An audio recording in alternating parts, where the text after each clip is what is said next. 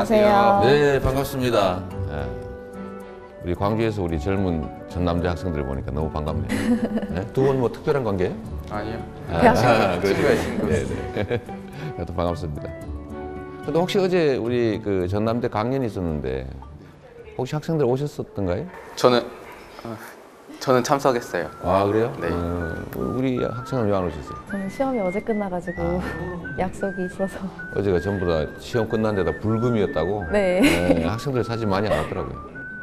온 동네에서 온 주민들만 많이 있었어요. 하여튼 반갑습니다. 제가 청년 문제에 특별히 관심이 많은데 이 두 분 중에 반은 오셨다니까 그래도 제가 이해를 하도록 하겠습니다. 감사합니다. 네. 이재명 시장님은 경상북도에서 태어나셔서 이후에도 계속 성남에서 사셨다고 들었는데 광주와 이재명 시장님의 어떤 관계가 어떻게 인연이 있을까요? 네. 뭐 특별한 인연은 사실 없고요. 제가 광주에 와본 거는 대학 1학년 때 이제 자전거 여행할 때 지나가 본 거 한 번 하고 그 후에 제가 이제 광주 민주화 운동 관련해서 이제 관심도 많이 갖게 되고 내가 광주에 대해서 생각했던 좀 잘못된 생각들이 그 후에 좀 바뀌었어요.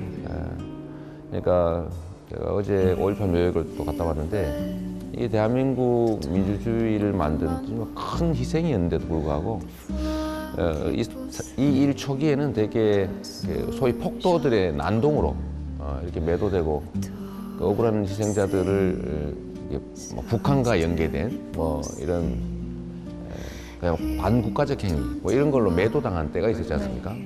제가 80년, 81년은 제가 어릴 때 공장 생활을 했었는데 그때 제가 이제 방송이나 신문 이런 데서 들은 내용들은 전부 다 지금 일베 사이트에서 하는 얘기처럼 뭐 북한군과 연계된 반국가적 폭동 이렇게 저도 알았고 뭐 다 그렇게 가르쳐 줬으니까요. 그래서 제 입으로도 그들을 이제 비난하고 했었는데 대학을 가보니까 일정한 시간이 지나니까 이게 사실이 아닌 걸 제가 알게 됐어요. 사실 너무 미안하고 또 창피하기도 하고 내 입으로 한 행동들이 그 억울한 피해자들한테 제가 그 가해자들 편이 돼가지고 그 가해자들과 같이 그들을 욕하고 있었잖아요. 그러니까 내가 도구가 돼 있었던 거예요. 그런 걸 알게 되면서 매우 이제 자괴심도 많이 생기고 하던 차에 사법연수원을 다니던 때가 이제 87년인데 그때가 이제 소위 민중항쟁이라고 해서 우리 사회가 그야말로 민주주의 사회로 이렇게 넘어가는 큰 시기였죠. 그때 제가 다시 사법연수원 이 동기들하고 그 광주 망월동 묘역을 그때 한번 와보게 됐죠. 네, 그리고 이제 그게 제대로 한번 광주를 와본 거예요. 그 후에는 뭐 이런저런 이유로 뭐 대통령 선거 때도 제가 정동영 의장 경선을 도왔던 사람이니까 뭐 그 조직 삼아 또 선거운동 삼아 그때는 광주를 또 많이 왔었죠. 그 후에도 뭐 공식적으로는 특별히 올 일은 없었는데 어제 초청 강연 때문에 다시 또 광주로 오게 됐습니다. 그러니까 내 인생에 내가 좀 공익적인 삶을 살아야 되겠다 뭐 이런 결정을 하게 된 게 한 두 가지 정도 요인이 있는데 그 중에 제일 크게 영향을 미쳤던 게 이 광주 민주화 운동이었죠. 그래서 좀 남다릅니다. 그래서 저도 오늘 이렇게 고 김대중 대통령님의 형상과 시장님을 함께 만나 뵈니까 감회가 새로운데요. 이제 1986년도에 이제 사법 시험을 합격하시고 1989년도에 변호사 시험을 변호사를 개업하셨는데 그 전의 삶은 어떠하셨는지 궁금해서. 근데 뭐 남들이 일부의 얘기는 뭐라 그럴까 뭐 자수성가한 뭐 좀 특이한 삶을 살았다고 하는데 뭐 제가 겪은 바로는 당시에 이제 어려운 사람들이 대체적으로 겪었던 그 과정을 겪었죠. 그러니까 먹고 살기 어려우니까 다들 이제 가난한 사람끼리 모여 살면 서로 살기 좀 나은 편이 있어요. 그래서 안동에서 제가 초등학교 마치던 해 온 가족이 성남으로 이사를 가서 온 가족들이 다 공장 생활, 노동자 생활을 했고 저도 이제 중고등학교는 진학을 못하고 공장을 다니면서 검정고시로 중고등학교 마쳤고 대학은 또 제대로 갔어요. 참 아이러니컬하게도 제가 전두환 쿠데타 덕에 대학을 간 사람입니다. 희한하죠. 전두환 그 군사 정권 세력들이 그 쿠데타를 하고 난 다음에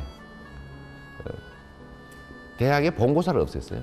본고사를 없애니까 각 사립대학들이 학력고사 점수만 가지고 우수 학생을 유치한다고 해가지고 81학번부터 뭐 예를 들면 전국의 뭐 그 학력고사, 요즘으로 말하면 수능이죠. 그게 몇 등 이상은 등록금 면제하고 뭐 한 달에 생활 보조비를 얼마 주고 이런 게 생겼어요. 제가 그걸 보고 나도 대학을 갈 수 있겠다 이래서 열심히 공부해서 저도 돈을 받고 대학을 갔는데 제가 이름을 그렇게 붙였죠. 전두환 장학금이라고. 못 들어봤죠? 네, 처음 들어봤어요. 제가 만든 말이니까 못 들어본 게 당연합니다.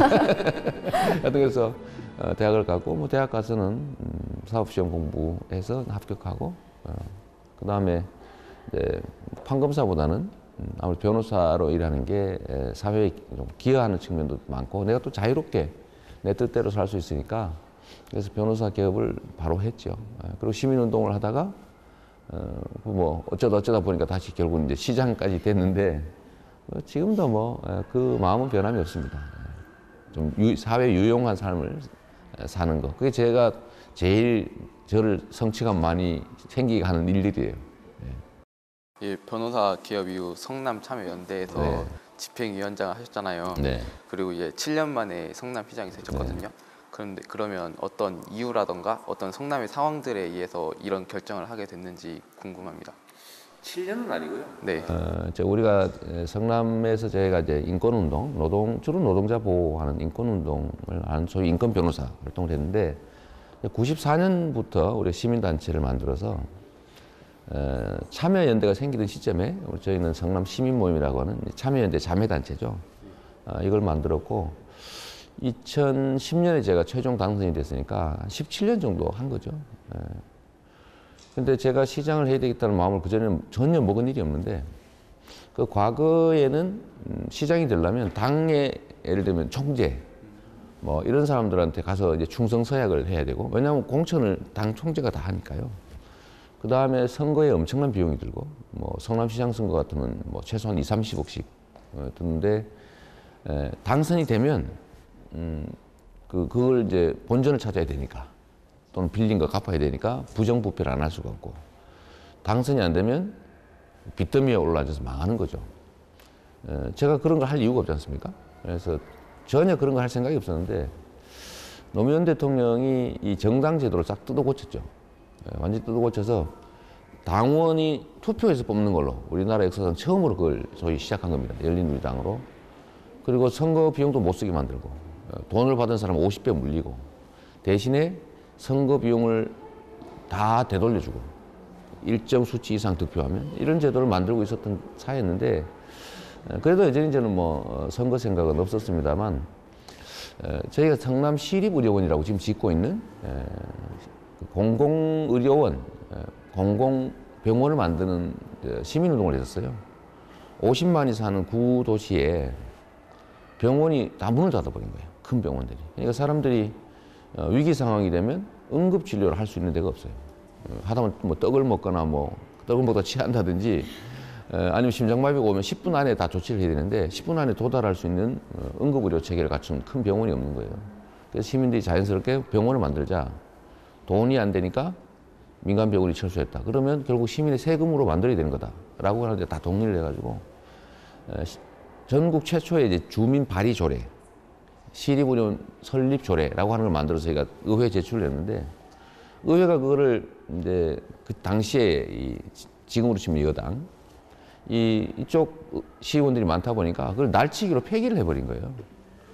그래서 당시에 방청하던 사람들이 화가 나니까 그 1년 내내 겨울 내내 준비한 건데 그걸 1분도 안 돼가 날치기로 폐기라고 도망을 가고 이러니까 흥분을 해가지고 항의하고 뭐 회의장에 들어가서 막 의원들 잡으러 뛰어다니고 이러다가 제가 수배가 되게 됐죠. 제가 그 운동의 대표였으니까 수배가 돼서 공무집행 방해 이런 걸로 교회 지하실에 숨어 있다가 그때 우리 같이 운동을 하던 한 분하고 몰래 이제 만난 거죠. 밥을 싸가지고 왔더라고요. 제가 교회 지하실 기도실에 숨어 있는데 둘이서 밥을 먹고 도시락 먹고 울다가 그래서 그때 우리끼리 얘기를 한 거예요. 도저히 밖에서는 뭘 할 수가 없으니까 이 선거제도도 바뀌었고 우리가 그냥 직접 시작을 하자. 뭐 사실 일종의 객기일 수도 있죠. 그래서 그때 처음으로 제가 정치를 한번 생각해 봤습니다. 현실 정치에 참여하는 거예요. 네, 지금 시립의료원 이야기도 해주셨는데 시장에 당선이 되시고 나서 이것만은 꼭 성공해야겠다 하는 그런 정책이 있으셨는지.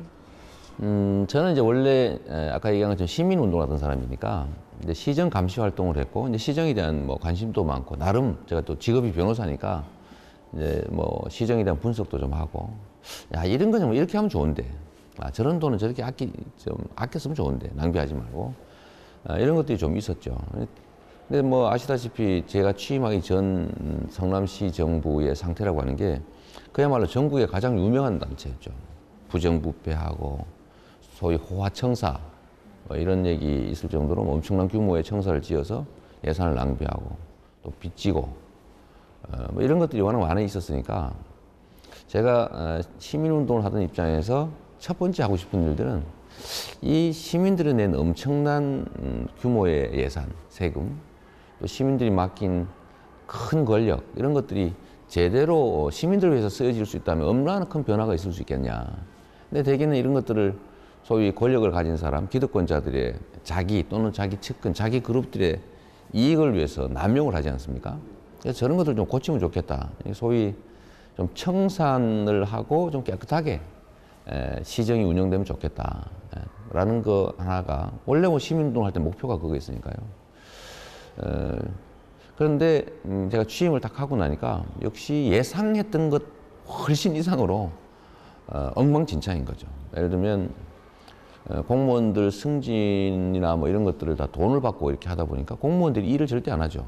일하면 뭐 감사당할 일이나 있지 칭찬받지도 못하고 돈 내는 사람이 다 승진되고 이러니까 어떻게 하면 문제 안 생기게 돈을 내고 승진할까 이런 데만 골몰하고 있는 거예요. 공무원이 공직자로서 역할을 하지 않는 거죠. 예산 역시 엉망진창이고 막 마구 낭비해가지고 빚이 뭐 7천 몇백억이 깔려 있고요.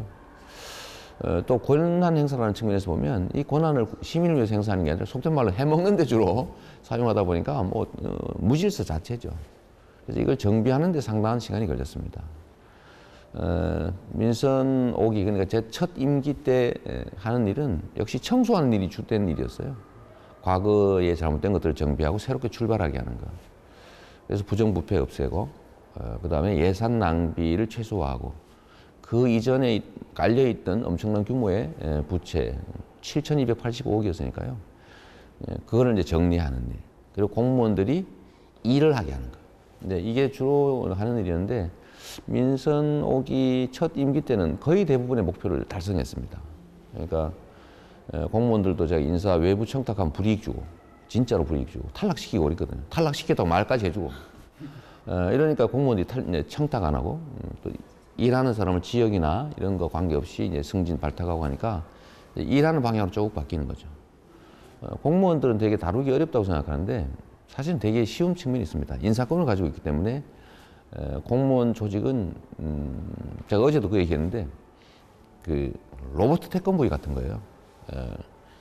거대한 힘을 가진 조직인데 이 헤드에 영희가 들어가냐 처리가 들어가냐에 따라서 완전히 다른 행동을 하죠. 공무원은 원래 그렇게 하도록 훈련되어 있고 의무화되어 있습니다. 직업 공무원이기 때문에. 그래서 공무원들이 이제 저를 따라서 시민들을 위해서 일하고 부정부패 안 하는 쪽으로 바뀌고 비전 다 갚고 제가 3년 6개월 만에 부채를 5,700억을 갚았으니까요. 예산을 쥐어짜니까 충분히 여력이 생기는 거예요. 그래서 예상보다는 3년 정도 앞당겨서 다 빚을 갚았죠. 저는 성남시라고 하는 작은 곳, 인구 100만 도시의 기초자치단체장이긴 하지만 성남시가 아주 모범적으로 예산을 절감하고 권한을 남용하지 않고 공정하게 시민을 위해서 행사하고 또 예산을 적절하게 잘 쓰고 부정부패하지 않고 하면 이렇게 좋은 성과를 낼 수 있다는 것을 보여준 게 내 목표예요. 그래서 이런 걸 통해서 나라를 바꾸는 거죠. 상당 정도의 성과가 있어서 복지도 많이 확대되고 하다 보니까 전국에 성남이 꽤 유명해졌습니다. 우리 초롱시나 일도시도 성남으로 이사를 오세요. 네, 저도 뉴스를 보니까 그런 얘기 많죠. 네, 여름에는 뭐 시청에다가 풀장을 만드시고 이번에는 또 스케이트장을 만드셨다고. 좁은 공간들이지만 우리 시민들의 그 혈세 수천억이 들어간 청사니까 저는 잘 써야 본전을 뽑잖아요. 본전 뽑기 위해서 최대한 활용하죠. 이제 그런 점들 때문에 예를 들면 뭐 노인 복지도 많이 늘어나고, 그 다음에 뭐 육아 복지, 보육 복지, 그다음에 교육 복지 이런 것들도 많이 늘어나게 돼서 되게 젊은이들 또 부모 모시는 분들 이런 분들 성남으로 이사 오기를 많이 바래요. 저한테도 이사 왔다고 자랑하는 사람도 있고. 그런데 최근에 이제 저희가 계속 복지가 확대되다 보니까 전국적으로 이슈가 되고, 그게 아마 정부 입장에서 되게 부담이 됐던가 봐요. 그래서 뭐 청년 배당, 그다음에 무상 공공산후조리원, 또 무상 교복 이런 것들을 저희 시행하는 건 정부가 막는 바람에 좀 시끄러워졌고 덕분에 제가 꽤 유명해지고 있습니다. 지난해 재선 당선 때 성남의 이슈가 아니라 이제 전국적인 이슈였잖아요. 근데 성남 시민 분들께서는 굉장히 시장님에 대해서 호평을 하셨거든요.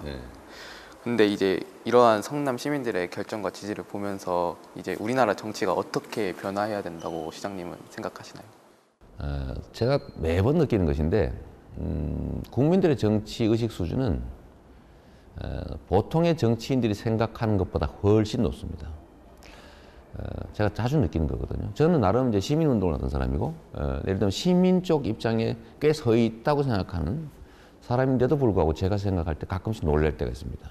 첫 번째 놀란 것이, 저는 나름의 시민의 힘을 믿는 사람이죠. 세력이나 조직이나 이런 것보다는 바닥의 민심, 그 다음에 힘없는 다수 서민, 시민들의 힘 이런 걸 믿는 사람이에요. 시민운동을 했으니까요. 그걸 믿고 20년 가까이 살았으니까. 그런데도 불구하고 제가 이번 그 첫 선거에 당선되고 난 다음에 제가 걱정을 했었어요. 제가 상당히 개혁적인 정책을 하고, 제가 경북 안동 출신이긴 하지만 새정치민주연합 소속이고, 근데 성남에서는 분당이라고 하는 강남벨트로 분류되는 그야말로 중산층 이상이 사는 진짜 여권이 100% 당선되는 지역, 이런 지역이 있잖아요. 그게 인구의 절반을 넘습니다. 근데 거기서는 물론 제가 첫 선거는 졌지요. 이제 본시가지 이쪽은 이겨서 겨우 전체로는 이겼는데, 제가 되게 걱정한 것이 내가 개혁적 목소리를 내고 이렇게 할 경우에 분당 쪽의 민심이 상당히 이반할 수도 있다. 그러나 내가 할 일을 해야지, 그 다음 재선 생각해가지고 해야 될 일을 못하면 내가 시장하는 게 목표인 사람도 아닌데 차라리 그러면 시민운동을 하지 왜 하겠냐, 이렇게 결심을 하고 좀 정치적 부담이 될 수 있는 개혁적 조치들 많이 했죠. 뭐 모라토리엄 선언도 하고, 대대적인 예산 삭감에다가 아니면 뭐 매우 계획적인 조치들 많이 했는데, 두 번째 당선될 때 놀라운 일이 벌어졌어요. 저는 거기서 지지 않으면 다행이겠다. 제발 조금만 졌으면 좋겠다. 뭐 이런 생각을 했는데, 제가 분당 지역에, 소위 강남벨트로 불리는 분당 지역에서 8.3%를 이겼어요. 압도적으로 이긴 거죠, 거기도. 그 지역도. 그래서 제가 역시 나도 정치인이라서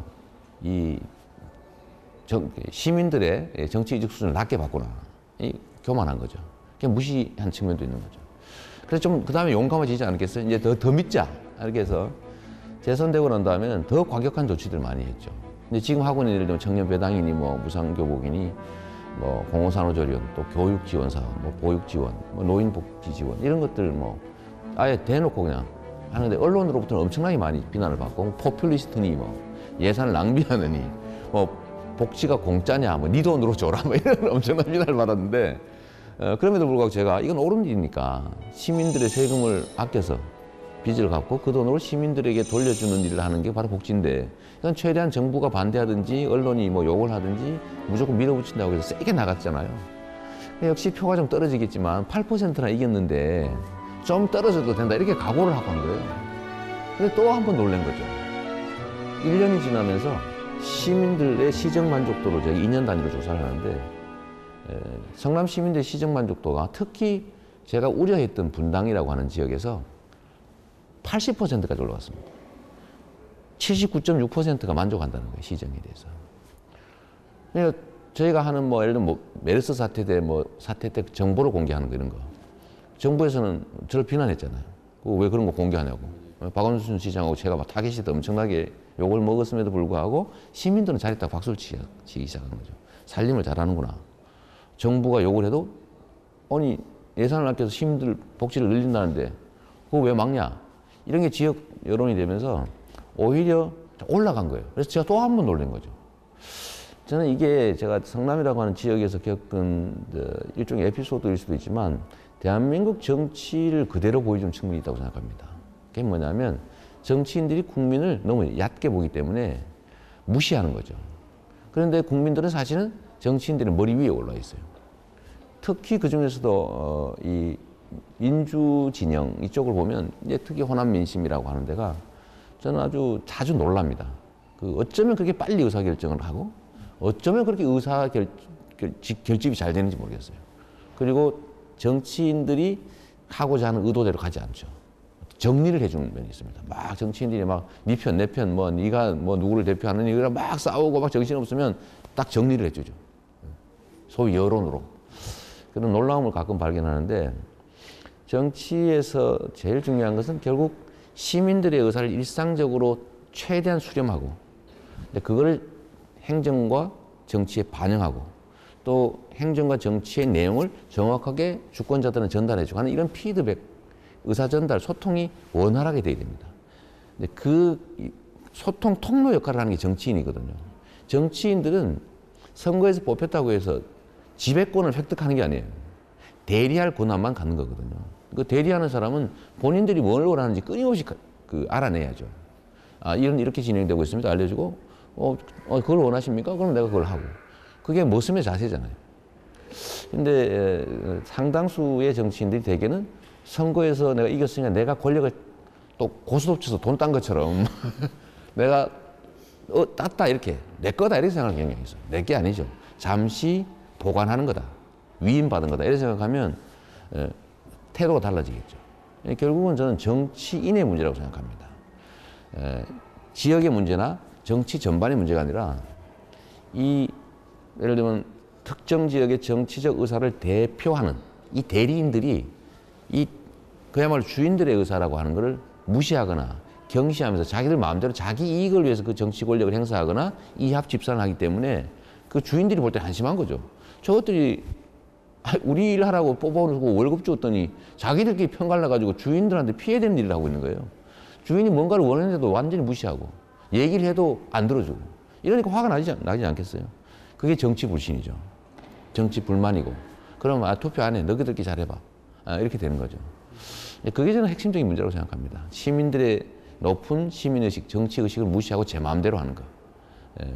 문제는 해결 방법은 여기서 나오는 거죠. 진짜 기본으로 되돌아가야 된다. 민주주의가 뭐냐? 대의민주주의가 뭐냐? 정치인이란 주권자들을 대리하는 심부름꾼일 뿐이다. 이걸 명확하게 되는 거죠. 예. 제가 성남에서 하는 일 중에 제일 중요한 일이 그거예요. 성남 시민들이 시장을 우습게 알게 한 게 제 목표입니다. 너무 친하게 느끼게 하는 거죠. 옛날에는 막 시장 옆에 가기도 어려웠잖아요. 막 폼 잡고 몰려다니거든요. 제가 그거 안 하죠. 우리 수행비서하고 둘이서 달랑달랑 다니죠, 일부러. 그리고 할머니 보면 막, 아이고, 안녕하세요. 이렇게 하고. 그래서 요즘은 동네 가면은 우리 어르신들이 제 엉덩이를 툭툭 치면서, 응? 아이고, 시장 왔어. 요새 이러거든요. 제가 그거 자꾸 권장하고, 이거 너무 기분 좋다. 그러고. 그냥 너무 친하게 느끼잖아요. 시장이 별거 아니네. 시장실도 다 개방을 해놨죠. 아무나 막 들락날락하게. 저희가 시장실에서 결제를 하거나 회의할 때도 아무나 막 들어와요. 그럼 제가 사진 찍어주고, 안녕하세요. 그래서 찍어주고. 별거 아니네. 시청에도 일부러 그렇게 많이, 예를 들어 아이들이 놀 시설이나 뭐 자전거도 갖다 놓고, 뭐 풀장도 만들어 놓고, 스케이트장도 만들어 가는 게 시민들이 막 들락날락 하면서 뭐 시청 별거 아니네. 공무원들도 보니까 원래 좀 무섭고 먼 존재들이잖아요. 근데 뭐 맨날 보니까 그냥 우리 동네 사람이고, 우리 심부름 해주는 사람이고, 뭐 불편한 거 있으면 얘기하면 다 들어주고. 그러니까, 우리가 세금 내고, 우리가 그냥 일 맡긴 대리인 맞구나라는 느낌을 일상적으로 갖는 거예요. 너무 편하죠. 이것도 교육의 한 과정입니다. 민주주의를 배우는 거죠. 전 정치인들이 그 점만 바뀌면 된다고 생각하고, 근데 스스로는 잘 안 바뀌니까 문제는 주권자들이 심판을 잘해줘야 됩니다. 때가 되면 머슴이 1년 농사를 짓는데 지 마음대로 막 주인의 뜻과 관계없이 보리 농사 지었더니 이 사람이 가가지고 콩 농사 지어가지고 지 마음대로 슬쩍 팔아먹고 이런 짓 하고 그러면 가을에 농사가 끝난 다음에 다음 계약을 해주지 말아야 되는 거죠. 그 평소에도 불러다 혼내고 나중에는 계약을 안 해주면 그런 걸 몇 번만 보면 정신이 번쩍 듭니다. 바꿔줘야 돼요. 양자의 노력이 동시에 필요하죠. 어제 전남대에서 특강하셨잖아요. 네. 이제 대학생들도 참석하고 일반인들도 많이 참석했는데 이제 어떤 느낌을 받으셨는지 궁금합니다. 아까도 얘기했지만 어제가 불금이라 그런지 그날 어제 또 시험이었다면서요. 그래서 학생들이 많이 오지는 않았고 대구에서 온 학생들이 좀 있었고 광주의 학생들하고 무슨 이렇게 같이 공동으로 하는 사업들이 있었던가 봅니다.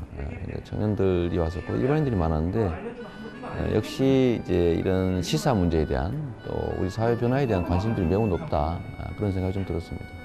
그리고 앞에 줄에 청년들 몇 사람 있었는데 청년 실업 문제라든지 청년들의 그 환경이 매우 나쁜 그야말로 지금은 최악의 취약계층이 돼버렸는데 청년들이 꿈과 희망이 넘쳐야 될 청년들 아닙니까? 그런 얘기들을 할 때 너무 이렇게 공감하면서 같이 한숨 쉬고 하는 게 너무 가슴 아팠어요. 정말 안타깝더라고요. 네, 어제도 얘기해 주셨다고 들었는데 청년수당을 만드셨잖아요. 네. 그 어떻게 만드시게 된 건지. 일단은 아까 말씀드렸습니다만 이제 부정부패를 없애고 세금 뭐 떼먹고 도망가는 사람 저희가 막 그 출국 금지 시키고 가택 수색하고 이렇게 하면서 좀 열심히 걷고 조제적인 차원에서도 그렇고요. 그 다음에 이제 낭비적 요소 줄이고 하니까 예산 여력이 생겨요. 빚 갚고 나니까 이제 이거를 주민한테 돌려줘야 되잖아요.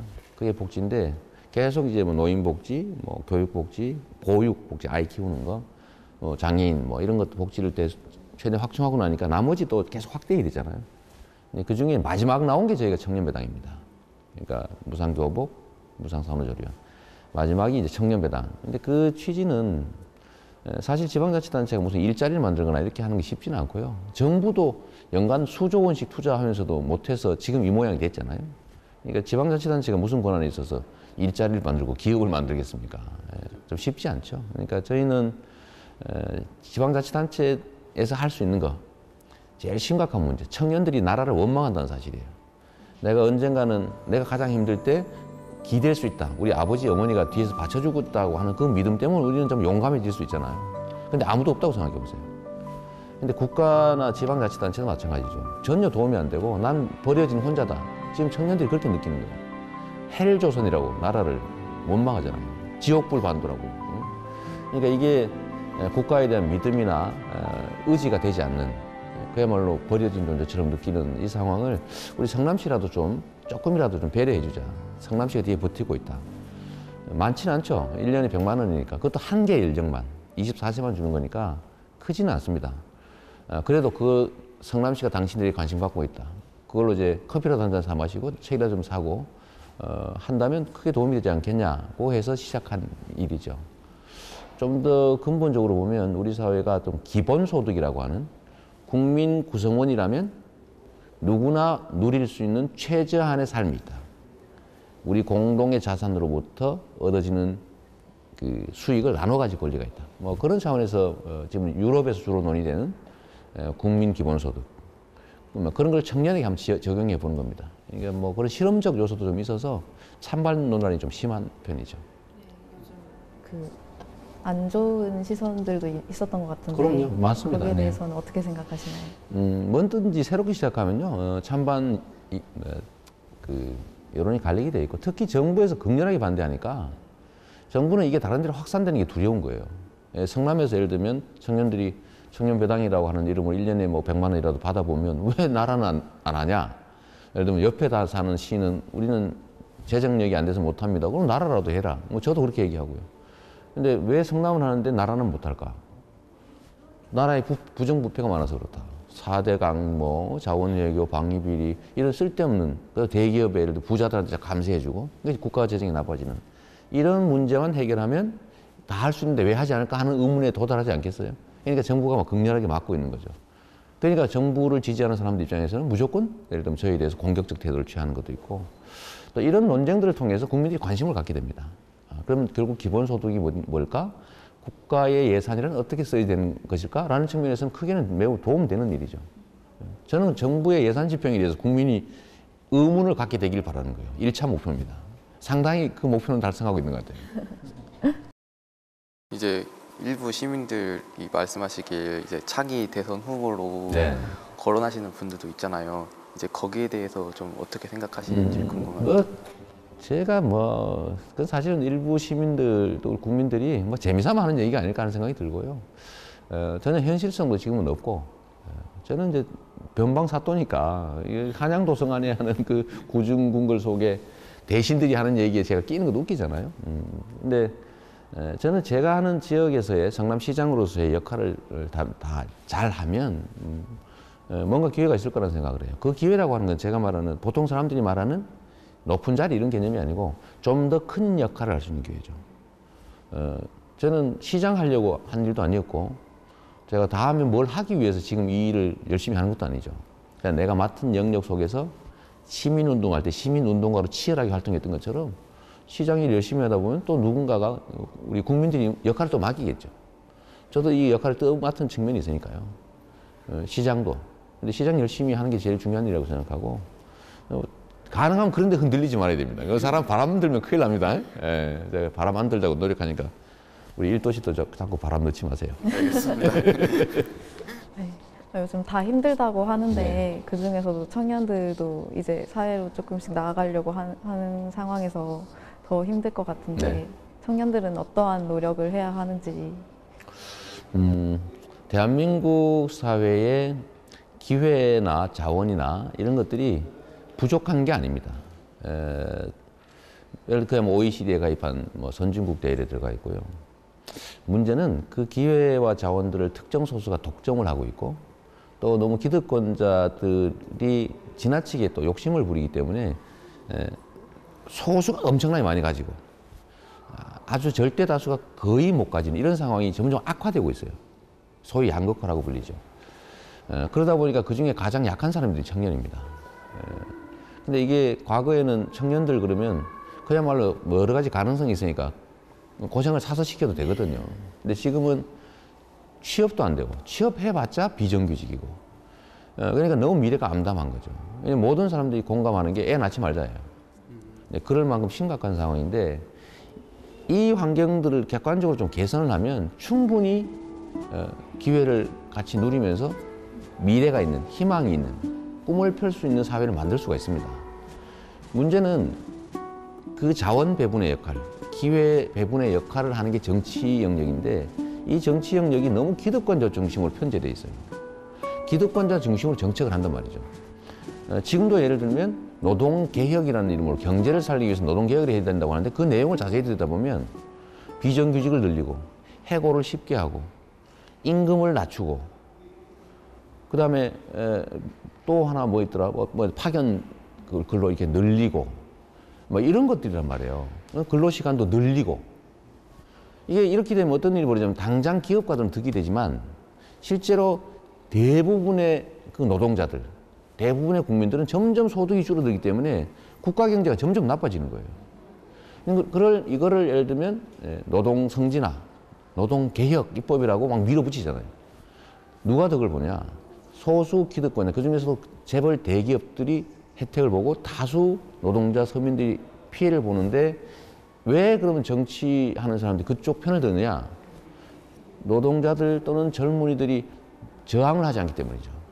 이쪽이 표를 막 찍어가지고 그런 거 하면 표가 우수수 떨어져 보세요. 그렇게 하겠나? 노동자들 위한 정책을 하고 청년들 위한 정책을 하면 표가 막 올라가고 그 반대쪽에 있어서 상대적으로 좀 나빠지는 정책을 하면 이쪽이 표가 막 떨어지면 그렇게 할 리가 없지 않습니까? 문제는 그런 걸 해도 피해보는 측이 반응이 없어요. 그러니까 그런 정책을 하는 거예요. 결국 무슨 얘기냐면 우리 사회가 자원은 충분하다. 불균등하게 그 기회와 자원이 배분되기 때문에 이런 문제가 생기니까 자원 배분을 정상적으로 하게 만드는 거예요. 즉 정치를 정상화하는 겁니다. 국민들의 의사가 제대로 반영되는 정치라면 그 권한을 가진 정치인들이 전체 국민들을 보고 정치할 수밖에 없죠. 그래서 제가 청년들한테 부탁하고 싶은 거는 내 개인의 역량을 강화하기 위해서 열심히 그야말로 알바해가지고 책 보고 뭐 체력 단련하고 스펙 쌓고 하는 거 해야지요. 근데 그 투자의 10분의 1 정도만 우리의 환경을 고치는 일에 투자를 해줘야 되는 거예요. 우리의 환경을 고치는 일에 투자를 안 하니까 점점 환경이 나빠지는데 그 나빠지는 환경 속에서 개인이 아무리 노력한들 그 환경을 벗어날 수가 없습니다. 그러니까 그 환경은 그런데 조금만 관심 가지고 그냥 투표하고 정치적으로 책임을 묻고 정책 의사를 표현하는 것만으로도 그 환경은 획기적으로 개선되는 거예요. 그럼 내가 개인적 노력을, 개인의 역량을 강화하기 위한 노력을 많이 하지 않아도 쉽게 기회를 가질 수 있는 거죠. 그래서 제가 부탁하고 싶은 마지막은 그런 거예요. 사회의 문제가, 국가의 문제가, 공공의 문제가 내 삶과 관계없는 남의 일이 아니다. 지금은 특히 내 삶에 결정적으로 영향을 미치는 요소인데 아주 작은 투자로도 그걸 쉽게 해소하거나 확대할 수 있다. 그러니까 공공의 문제에 관심을 가져라. 이 얘기 그냥 꼭 하고 싶어요. 내 개인을 위해서 나에게 투자하는 거에 10%만 공공, 정치 이런 영역에 관심 갖고 투자해라. 그러면 정말 획기적으로 좋아질 겁니다. 네, 말씀 잘 들었는데요. 그러면 이제 광주 전남 지역의 젊은이들한테 마지막으로 하고 싶은 말이 있다면 무엇이 있을까요? 하여튼 뭐 우리나라 젊은이들이 겪고 있는 문제, 그 고통을 광주의 젊은이도 똑같이 겪고 있을 테고요. 다만 광주가 가진 특성이라면 지방이라는 거. 우리나라의 청년들 중에 지방의 청년들은 더 고통스럽죠. 기회가 더 적으니까요. 다 서울로 몰리고. 그런 측면에서는 우리 이제 지역이 좀 살아나야 됩니다. 소위 자치와 분권이 좀 제대로 돼야 되고 또 지역 경제가 좀 살아나야 되고요. 그래야 기회 전체가 넓어지니까. 그리고 특히 광주의 청년들은 우리나라 민주주의 발전에 우리 광주가 하고 있는 과거의 역할, 지금의 역할 이런 것들을 자부심 가져도 정말 좋을 것 같습니다. 우리의 삶을 개선하는 것은 역시 민주주의가 확대되는 거예요. 예를 들면 모든 국민이 공정한 기회를 누리게 만드는 것. 그 공정한 기회 속에서 꿈과 희망이 생겨나잖아요. 그 공정한 사회를 만드는 역할이 민주주의고 그 민주주의를 만들어내는 핵심적인 역할, 심장부 역할을 하는 것이 이 광주라는데 좀 자부심 갖고 다른 사람보다 좀 더 많이 이 나라 민주주의에 대해서 생각하는 것이 좀 좋지 않을까. 우리 바로 직전 세대가 겪었던 그 엄청난 고통 그냥 과거의 일로 없어져서는 안 되잖아요. 그러니까 우리 광주 자부심 가지고 또 광주가 하는 일이 다른 지역에서 하는 것보다 훨씬 더 효율이 높습니다. 상징성이나 이런 것 때문이겠죠. 나중에 자부심 갖고 환경 개선에 조금만 더 투자해달라는 얘기를 한 번 더 하고 싶습니다. 네, 바쁜 일정 중에도 이렇게 찾아와 주셔서 정말 감사하고요. 다음에 또 광주를 한 번 더 찾아주셨으면 좋겠습니다. 자주 오도록 하겠습니다. 네, 감사합니다. 감사합니다. 네.